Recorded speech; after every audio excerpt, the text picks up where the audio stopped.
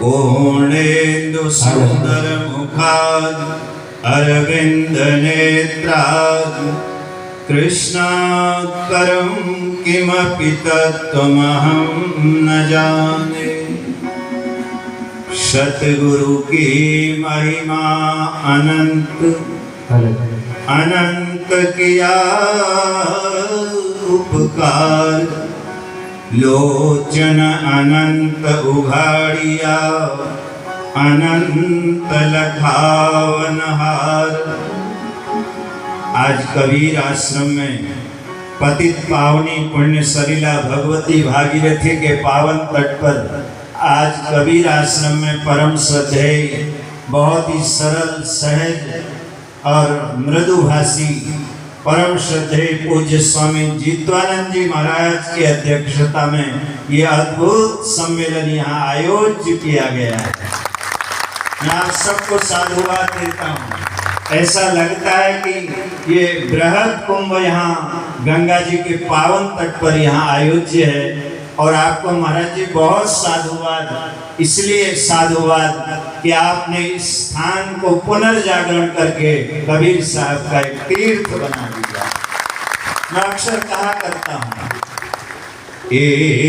एकमप्यक्षरं यस्तु गुरु शिष्य निवेदय। यहाँ सभी पूज्य संत बैठे हैं। हमसे पहले जो वक्तव्य दे रहे थे वो जब संस्कृत के श्लोक बोल रहे थे तो बहुत ही हृदय को स्पर्श कर रहे थे। मैं आपको निवेदन करना चाहता हूँ, हम संसार में हम दो लोगों के ऋणी हैं। एक तो उस माँ के ऋणी हैं जिसने 280 दिन हमको गर्भ में रखा, और एक हम उस सदगुरु के ऋणी हैं जिसने हमारे कान में एक झनकार की है। एकमप्यक्षरं यस्तु। हम दुनिया में सबका कर्जा उतार सकते हैं, हम ज्ञानदाता का कर्जा नहीं उतार सकते। कबीर साहब अंतिम समय में उनके नेत्रों से अश्रु बह रहे थे। एक शिष्य बहुत नजदीक में रहता था। वैसे जो चेला नजदीक में रहता है ना, वो शरारती भी बहुत होता है। और आजकल तो सुबह उठता है कि रघुपति राघव राजा राम, और शाम को जैसा मौका वैसा काम। मैं अक्सर लोगों को कहा करता हूँ, जैसे सुबह हो वैसे शाम को रहो, और जैसे शाम को हो वैसे रात्रि में रहो। गुड नाइट कहने से, शुभ रात्रि कहने से रात्रि मंगलमयी नहीं बनती है। आप सोते समय अपने इष्ट को याद करो और अपने गुरु को याद करो, आपकी रात्रि मंगलमयी बन जाएगी, कल्याणमयी बन जाएगी। इस संसार में एकमप्यक्षरं यस्तु गुरु शिष्य निवेदयेत् पृथिव्यां नास्ति तद्द्रव्यं यद्दत्त्वा सानणी भवेत्। हम संसार में सबका कर्जा उतार सकते हैं, हम ज्ञानदाता का कर्जा नहीं उतार सकते। कबीर साहब अंतिम समय में उनके नेत्रों से जल गिर रहा था। मैं अक्सर कहा करता हूँ, हाथ में पानी आए, कभी परमात्मा को याद करते हुए, अपने गुरु को याद करते हुए आपके हाथ में जल आए कि चलो आज गुरुदेव के चरण धोते हैं, वो बढ़िया बात नहीं है। कभी सदगुरु को याद करते हुए तुम्हारी आंख से जल गिरने लगे, इससे बढ़िया बात और कोई हो नहीं सकती। मम गुण गावत पुलक शरीरा, गदगद गिरा नयन बह नीरा। हमारे जीवन में सबसे बड़ा योगदान अगर किसी का है तो सदगुरु का है। महाराज जी, आपने इस स्थान का कायाकल्प कर दिया, और आप देखना आने वाले समय में, मैं अक्सर कहा करता हूँ कि संतों ने भारतवर्ष में जितने तीर्थ हैं वो देवी देवताओं के कारण नहीं है। भारत में जितने भी तीर्थ हैं देवी देवताओं के कारण 2-4 तीर्थ होंगे। साधु जहाँ पर बैठा कालांतर में वो तीर्थ बन गया। जीतवानंद जी महाराज आपने इसको तीर्थ बना दिया। साधु करते ही ऐसा है, जंगलों में भी महामंगल रचा देते हैं ये, गर्भ में जल राशि का बेड़ा चला देते हैं ये, और सैकड़ों मरुभूमि में नदियां बहा देते हैं। आप 2 साल पहले 4 साल पहले यहाँ आएंगे और आने वाले समय में आप देखना महाराज जी ने इस आश्रम का जो निर्माण किया है, पुनरुद्धार किया है, आने वाले समय में आप देखना यहाँ अंदर की तो बात छोड़ो, बाहर सड़क में भी लोगों को खड़े होने की जगह नहीं मिलेगी। आपको बहुत बहुत साधुवाद है। जो सबको जोड़ करके चलता है। मैं अक्सर लोगों को कहा करता हूँ, मिल करके चलो, सबको जोड़ करके चलो। और मैं शिष्य भी कई शास्त्रों में कहा शिष्य वही है साहब, आप गुरु चरणों से जुड़े हुए हो, बहुत अच्छी बात है। आज तक आपने कितनों को जोड़ा है। कई चेले ऐसे होते हैं, आश्रम में आते हैं, अपने सदगुरुदेव को कहते हैं गुरुजी आप तो मस्त रहो, आप तो माला जपो, आप तो भगवान का नाम लो, और अब सारी जिम्मेदारी हम लेते हैं। कई शिष्य ऐसे होते हैं, आश्रम में आएंगे, गुरुजी को झंझट में डाल देते हैं। हमारे रहने की व्यवस्था क्या है, हमारे खाने की व्यवस्था क्या है, महाराज अच्छी व्यवस्था खाने की नहीं हुई, भोजन अच्छा नहीं मिला, रहने को अच्छा नहीं मिला। मैं एक निवेदन करना चाहता हूँ, कभी भी तीर्थ में आओ, गंगा तट पर आओ, गंगा तट पर आज भी लोग आते हैं। यहाँ आते ही हम लोग उससे पूछते हैं महाराज जी यहाँ कहीं बढ़िया दही बड़ा खाने को मिलेगा क्या? लोग तीर्थ में दही बड़ा ढूंढते हैं, आलू बड़ा ढूंढते हैं, मिर्ची बड़ा ढूंढते हैं। तीर्थ में ध्यान से सुनना, आलू बड़ा, दही बड़ा, मिर्ची बड़ा ढूंढने वाला बड़ा नहीं है। इस तीर्थ में आकर के तो जितवानंद जी महाराज जैसे संत को ढूंढने वाला बड़ा है। तीर्थ में आओ साधना की दृष्टि से आओ, तीर्थ में आओ सत्संग की दृष्टि से आओ, तीर्थ में कभी मनोरंजन की दृष्टि से नहीं आओ। ये गंगा का तट है मेरे भाई, गंगा जल की एक बूंद। आज तरह तरह की चर्चाएं इस राष्ट्र में हो रही हैं, आज सनातन की बात हो रही है। मैं आपको इतना भर कहना चाहता हूँ, जब तक गंगा में एक बूंद जल की रहेगी तब तक हमारे सनातन को कोई समाप्त नहीं कर सकता है। सनातन रहेगा और सनातन को रखने वाले संत रहेंगे। जब तक गंगा में एक जल बूंद रहेगा तब तक इस देश में संतों की वाणी गूंजती रहेगी। आज भी आप देखो, हम लोग व्यासपीठ पर बैठते हैं, चाहे हम गीता बोले, चाहे रामचरितमानस बोले, चाहे हम उपनिषद बोले, चाहे हम वेद पर बोले, लेकिन जब तक हम कबीर साहब का दोहा पधराते नहीं है तब तक वो प्रवचन पूर्ण नहीं होता है। एक महापुरुष ने, ध्यान से सुनना, सबको लेकर के, समन्वय को लेकर के, गंगा जल की एक बूंद में बड़ी ताकत है। अच्छा, आप लोग रात्रि को सोते हो, अपने सिरहाने दूध का गिलास रखते हो, अच्छा उसमें 2 मक्खी गिर जाए, पियोगे? अरे बोलो भाई, जोर से बोलो, क्यों नहीं पियोगे? क्योंकि 2 मक्खी गिर गई, आपने उस गिलास के दूध को फेंक दिया। अच्छा एक बात बताओ, रसोई में 5 किलो देसी घी पीपे में पड़ा हो, पीपा तो समझते हो ना, पीपा, देसी घी का पीपा, रसोई में देसी घी पड़ा हो पीपे में और उसमें 5 मक्खी गिर जाएं, अब आप बताइए घी फेंकोगे कि मक्खी फेंकोगे? क्यों, ऐसा क्यों? अच्छा एक बात और बताइए, रसोई में भोजन बनाना है, एक बाल्टी में पानी भरा हुआ है और कहीं से कुत्ता हड्डी उठा करके लाया और उसने बाल्टी में डाल दी, रसोई बनाओगे उस जल से?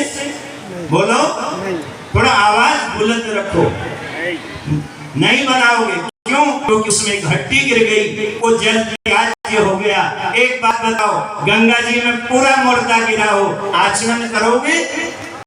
करोगे? बाल्टी में एक हड्डी गिरती है, वो जल त्याज्य हो जाता है, और गंगा जी में कोई पूरा भी गिर जाए साहब, वो जल ग्राह्य होता है। मैं आपको कहना चाहता हूँ, गंगा जल की जैसे बूंद पवित्र होती है, ऐसे सदगुरु का घर पवित्र होता है, सदगुरु की वाणी पवित्र होती है, सदगुरु का विचार पवित्र होता है। वाणी को, विचार को मेरा आपसे निवेदन है, जीवन में और कुछ बनना ना बनना। कई लोग कहते हैं मुझे डॉक्टर बनना है, इंजीनियर बनना है, साइंटिस्ट बनना है, और आजकल की माताएं बेटे को जबरदस्ती ये बनना है, तेरे को स्कूल जा, कॉलेज जा, विश्वविद्यालय जा, यूनिवर्सिटी जा। लेकिन मैं आपको निवेदन करना चाहता हूँ, आप सामने वाले को जो बनाना चाहते हो बनाइए, नो प्रॉब्लम, लेकिन आप शिक्षा के साथ अपने बच्चों को संतों के उपदेश का संस्कार दीजिए। वो आपका हाथ पकड़ के आपको आश्रम में जाके सत्संग सुनाए।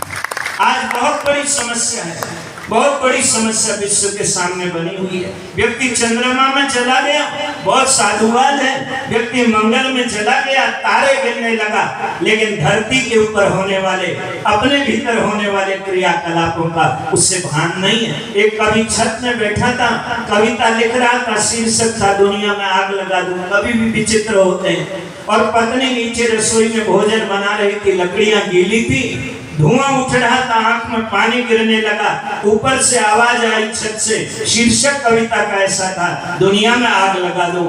पत्नी ने कहा, दुनिया में बाद में लगाना, पहले चूल्हे में लगा, तब तेरे को रोटी मिलेगी।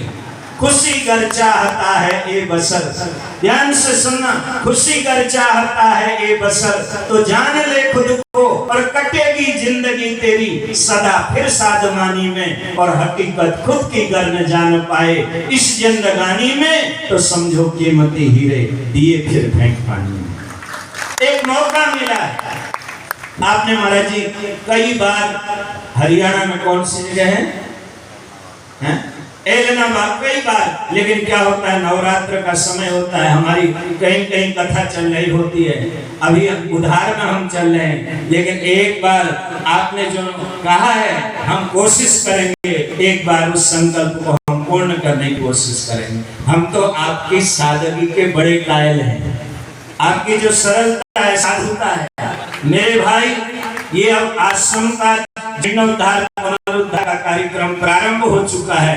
आप जो औरों को जोड़ो, और यहाँ से जो संदेश जाए कवि का, वो पूरे देश में नहीं, पूरे विश्व में जाए। एक समय ऐसा है। मैं आपको बहुत साधुवाद देता हूँ, क्योंकि मैं 10 घंटे से सफर कर रहा हूँ। मैं महाराज जी हिमाचल गया था, वहाँ प्राकृतिक आपदा में, त्रासदी में कई गांव के गांव खत्म हो गए।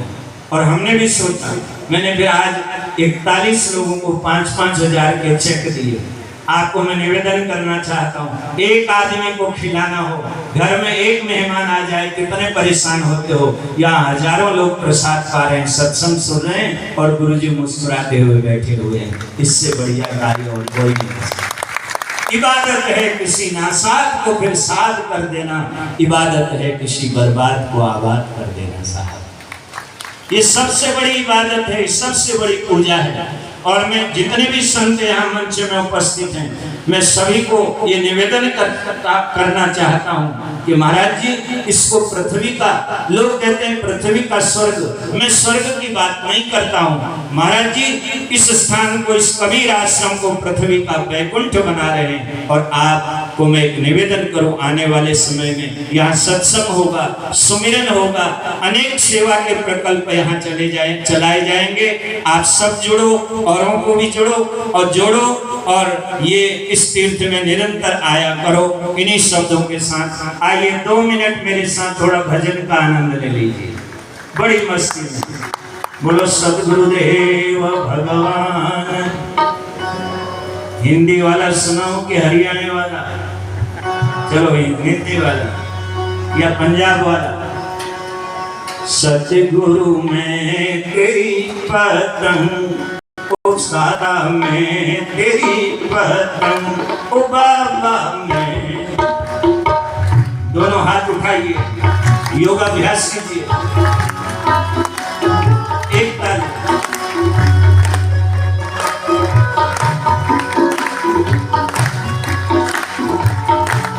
सतगुरु में तेरी पतंग, ओ बाबा में तेरी पतंग, हवा बिच उड़ती जावांगी, हवा बिच। थोड़ा जोर लगाओ। हवा बिच ओ दाता डोर, हाथों छठी हम कटी जावांगी, ओ दाता।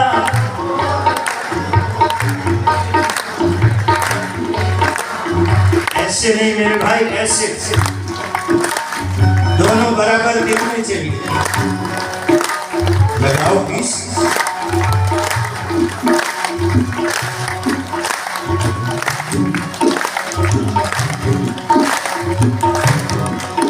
बड़ी मुश्किल दे नल मिटिया, मैनू तेरा गवारा है। बाबा तेरा दवारा रे, बड़ी मुश्किल दे नाल मिलिया मैनू तेरा दवारा। थोड़ा थोड़ा और ऊपर ले जाओ, सारा दर्द दूर हो जाएगा।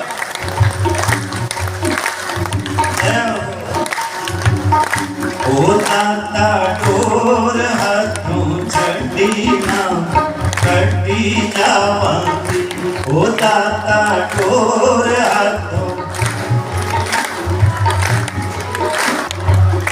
ओ सतगुरु मैं तेरी पतन, ओ दाता मैं तेरी पतन, हवा बिच उड़ती जावांगी, हवा बिच, ओ दाता टोर हाथों छड़ी ना कटी जावांगी, ओ दाता टोर हाथों। बोलो सद्गुरुदेव भगवान की, भारत के संतों की, गंगा मैया की। आप इस दरबार की इसी तरह सेवा और सुमिरते रहो। हमारे प्रकाशानंद जी महाराज ये भी बहुत अच्छे संत हैं, और इन्होंने चलते चलते रास्ते में जो है ना मोबाइल से हमको पकड़ लिया। इसलिए सबसे खतरनाक चीज अगर कोई दुनिया में है, बोलो, एक तो मोबाइल है, और वो मोबाइल जिससे आता है ना वो रुपया है। एक बात नोट कर लेना, रुपया आपके पास 10 घरों से घूम के आता है। पता नहीं किसने जो है, जैसे गैस का सिलेंडर और टेंट वाले के बर्तन होते हैं, ऐसे रुपया होता है। और सुन लो आगे, ऐसे ही मोबाइल है, किसी को भी कहीं भी पकड़ लेता है। प्रकाशानंद जी महाराज बोले आपको भले ही 10 मिनट के लिए आओ, आना जरूरी है। तो बहुत अच्छे संत हैं, पूरी आश्रम की सेवा में लगे रहते हैं, और हरिद्वार में भी यहाँ संतों के बीच में इन्होंने अपना बहुत अच्छा स्थान बनाया है। और सब संत लोग मिल करके इस आश्रम की और उन्नत बनाओ, और बहुत अच्छा स्थान है, मौके की जगह है। हर की पेड़ी ब्रह्मकुंड यहाँ से नजदीक है। जितना इसको सजाओगे, ये नोट, टेंट वाले के बर्तन, गैस का सिलेंडर किसी का नहीं होता है। नोट करना हो घूमता रहता है। हैदराबाद में तो एक माई ऐसी थी, गैस का सिलेंडर अंदर नहीं रखने देती थी, दरवाजे पर रखती थी, पहले उसको स्नान कराती थी। पता नहीं कितने घरों में घूम करके आया। आपके उनको मेरा निवेदन है, भगवान जैसे गैस का सिलेंडर आपके घर में आ जाए, ज्यादा मुस्कुराने की जरूरत नहीं। रुपया घर में आ जाए तो ज्यादा मुस्कुराने की जरूरत नहीं, उसको अच्छी जगह जिस दिन लगा दोगे उस दिन मुस्कुराओ। हम तो सब माला वाले लोग हैं, माल तो आपके पास है। हम माला वाले हैं, माल आपके पास है। अब मेरी माला तेरा माल दोनों मिलके करें कमाल। इस राष्ट्र में अच्छे अच्छे काम होंगे, साधुओं के मठ में इस तरह के सत्संग होंगे, गृहस्थ आएंगे और बैठ करके सत्संग सुन करके अपने गृहस्थ आश्रम को बसंत की तरह महकाएंगे। पुनः आप सबके लिए एक बार मंगल कामना करते हुए मंच में विराजमान जो देश के अनेक प्रांतों से जो संत लोग आए हैं। महाराज जी, हमने तो ये सुना था हरिद्वार में 12 साल में कुंभ लगता है, और आपने तो 2023 में भी यहाँ कुंभ का जैसा वातावरण निर्मित कर दिया। आपकी दीर्घायु के लिए, आप स्वस्थ हों और इसी तरह से यहाँ ये आयोजन होते रहे। वाणी को विराम। सर्वे भवन्तु सुखिनः, सर्वे सन्तु निरामया, सर्वे भद्राणि पश्यन्तु, मा कश्चित् दुःखभाग् भवेत्। ओम शांति।